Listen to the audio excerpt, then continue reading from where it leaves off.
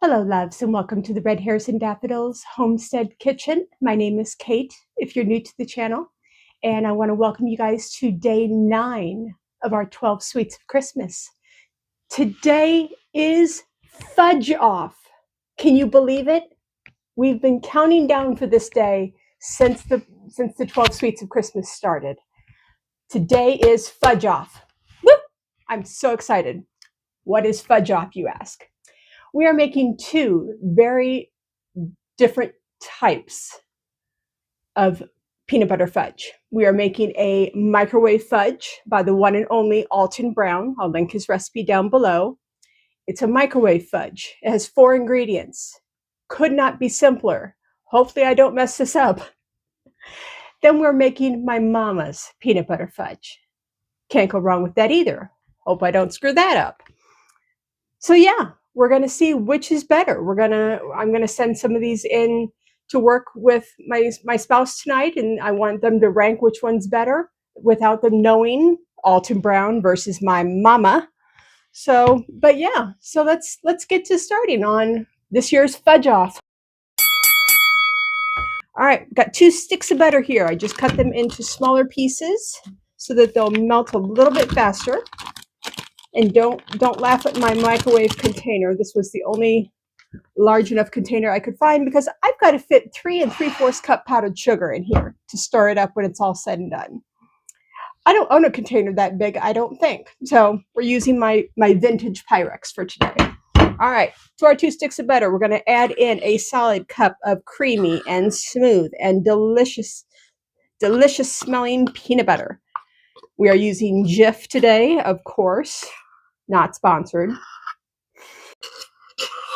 All righty, we're going to wrap this up now with cling film. Oops, a little bit left in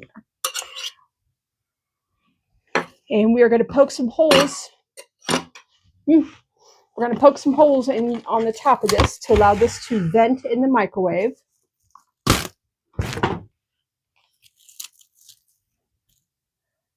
I don't know about you guys, I absolutely hate cling film. You touch it and it just folds onto itself and it's just a hot mess. Cling film is not my friend. Okay. Take my glasses off. There we go. Alrighty, I'm going to pop some holes into this. And I'm going to put this in the microwave on high for 2 minutes. Be right back, folks. Alrighty, loves, the 2-minute microwave timer just went off. I'm going to go ahead and mix up our butter and our peanut butter real fast. I'm going to throw this back in the microwave for another 2 minutes. So we'll be right back.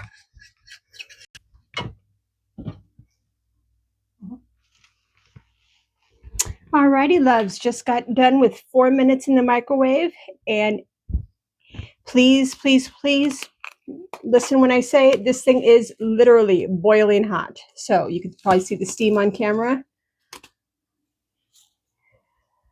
But yes, smell the wonderful, wonderful smell of peanut butter is strong. We're going to add in our vanilla and our confectionery sugar, our powdered sugar, in next. And the recipe said that this will in fact lose its shine as we stir it. So I've got a teaspoon of vanilla bean paste that I'm going to go ahead and add on in, because I ran out of regular vanilla extract.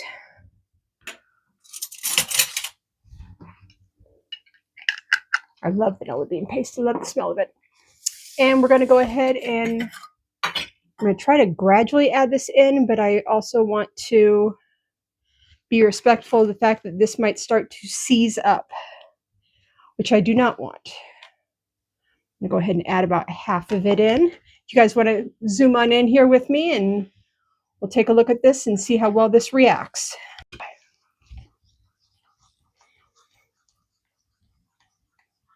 Okay, I'm going to add in the rest of my powdered sugar.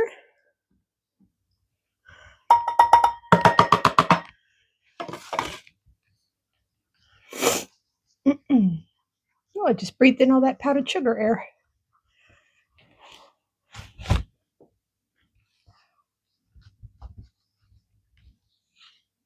Yep, it is definitely starting to lose its shine. That is 100% true.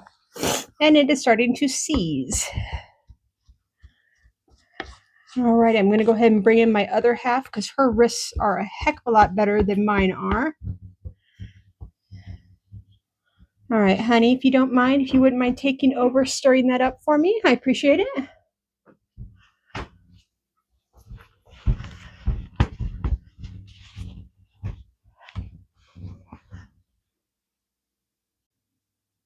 Okay, loves, we're doing okay so far. We're trying to mix in all of the powdered sugar lumps. The recipe did not say to sift in the powdered sugar. I'm wondering if that might help a little bit, but I've got to be rest assured and know that Mr. Alton Brown knows what the heck he's talking about. He is the one and only Alton Brown.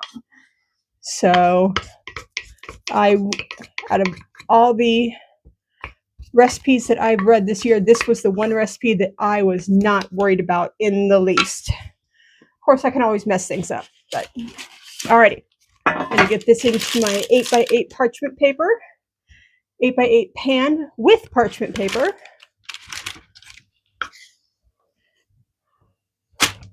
Whoops.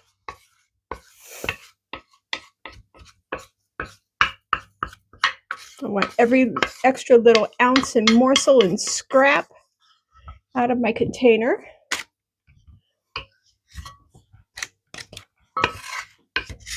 Alrighty. Now we're going to smush this down, try to make this as even as we can.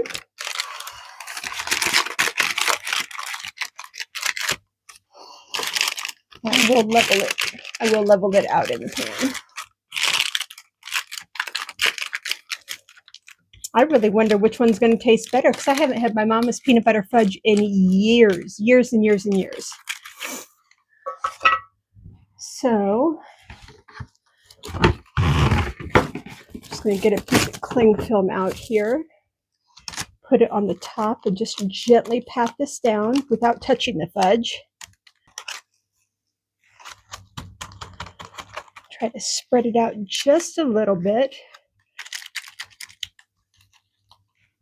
Woo, buddy, this is still rip-roaring hot.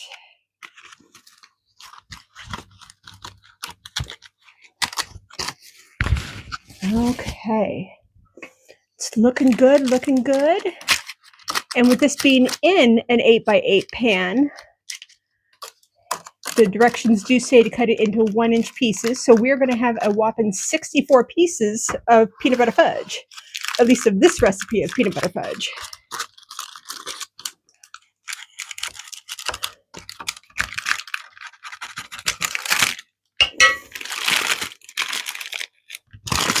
Okay, the recipe does say to kind of fold the parchment paper in on itself to give a smooth top.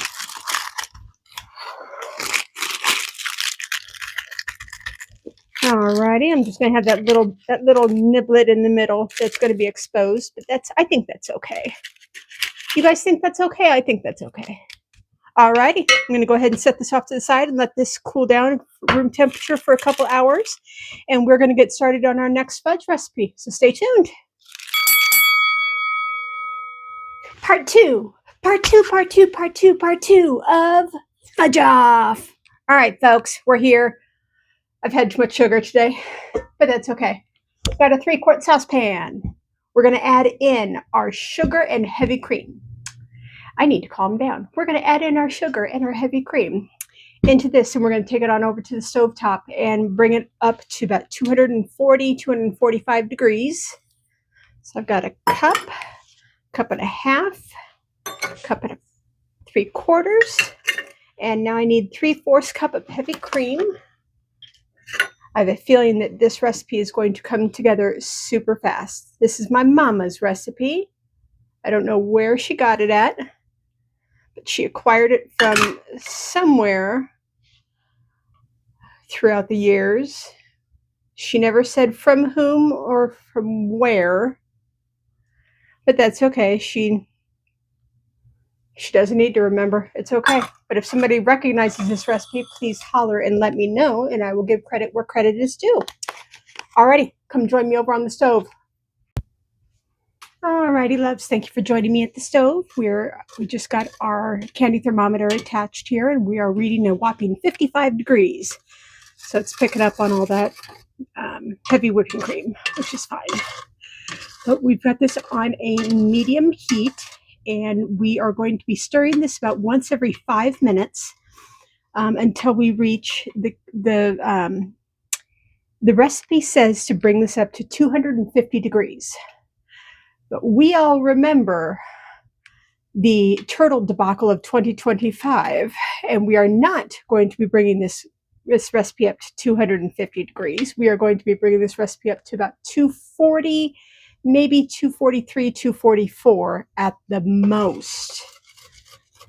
Because at 250 degrees, that is a hard ball, hard crack stage, and we want to be able to chew this fudge, unlike the hockey pucks that I created with the turtles a couple videos ago. So I have learned my lesson. I don't know why the author and artist of this recipe chose to state 250 degrees, but I learned my lesson once, and I'm going to still do the Redemption Turtles of 2026 for St. Valentine's Day.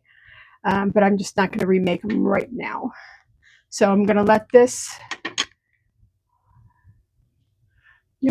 come to temperature, and I'll join you guys back when we're encroaching about 235, and we can watch it together as we creep up to 240 and pull this off the stove and get our peanut butter and vanilla, and I believe our peanut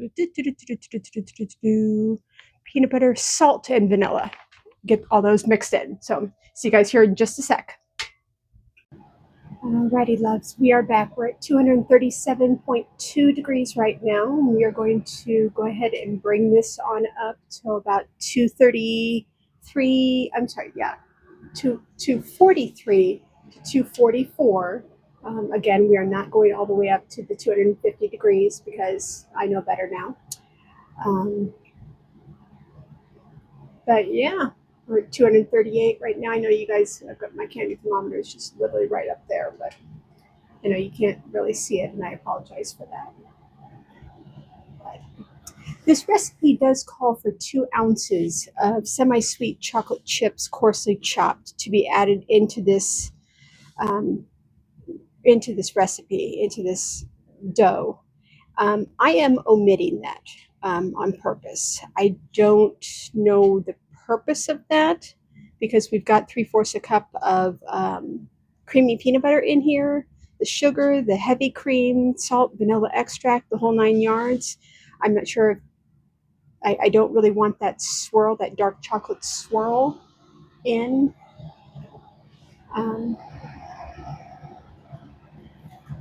In with my peanut butter fudge, so I am omitting that, but I did write the recipe with that on the blog.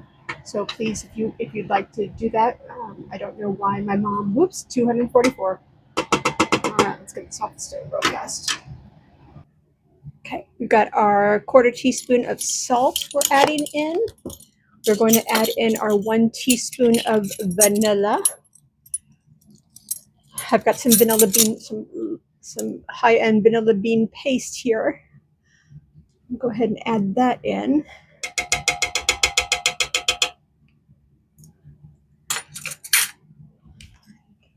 And then we're going to add in our 3/4 cup of creamy peanut butter.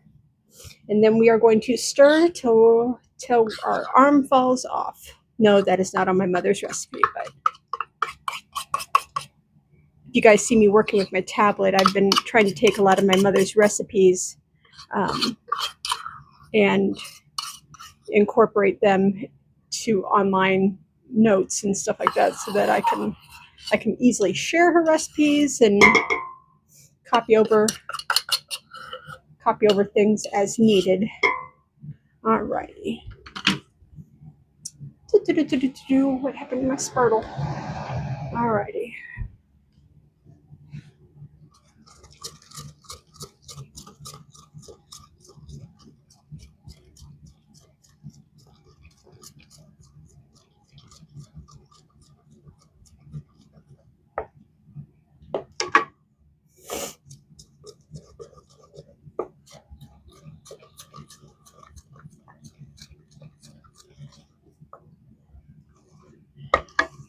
Okay, this is coming together rather stiffly. And Mama did say that this recipe can sometimes get the consistency of a little bit like a cookie dough.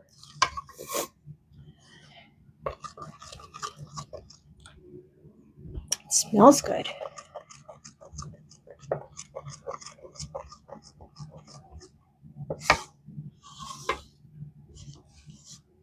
It's mixing up nicely too.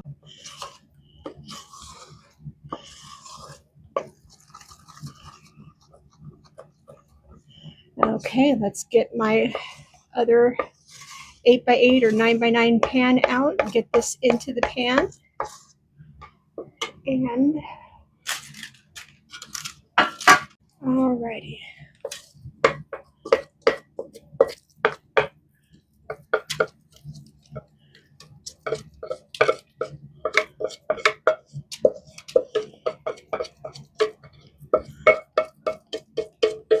There we go, just kind of peeled out of the pan there. Oh my goodness, the smell of this. It smells so delicious, you guys. I'm just gonna set this aside here. Oops. That slip and slide peanut butter fudge.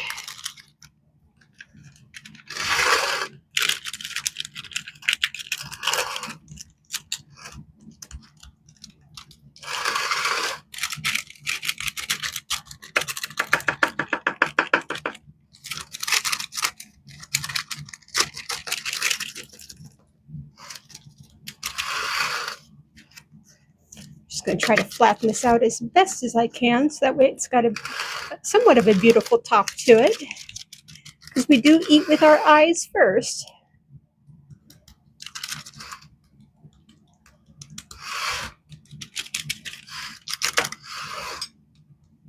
Alrighty, folks, I think we are good. Voila, peanut butter fudge. And it's sliding. Don't do what I did. Peanut butter fudge. Okay, there we go. Alrighty, so that makes, for day 9, that makes our two, count them, two, our two Fudge-Offs, Alton Brown peanut butter fudge and my mama's peanut butter fudge, and we'll see which one tastes better. We'll be back here after a bit, once both of these have cooled down, probably a little bit later on tonight. I don't want to rush this process any, so see you guys back here in a bit. Hello, loves. Well, wasn't that a fun day? Oh my gosh, making 2 different types of fudge. It is the next day, and we, as you can clearly see, half of both of these fudges are gone. They have been consumed. They are no more, and they have been voted on. And I am pleasantly surprised, little shocked, but pleasantly surprised. We have, first and foremost, our Alton Brown fudge, and then we have my mama's fudge, who we don't know who the original author is, and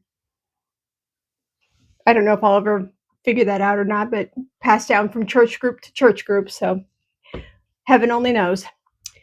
But when my spouse presented this to her colleagues at work last night, it was presented, one is a microwave fudge and one is a more bougie fudge. You put it on the stovetop, heat up the milk, heat up the sugar, the whole 9 yards, go through all the professional steps. Everyone thought the microwave fudge was in fact the bougie fudge. Everyone thought that the bougie fudge was the microwave fudge.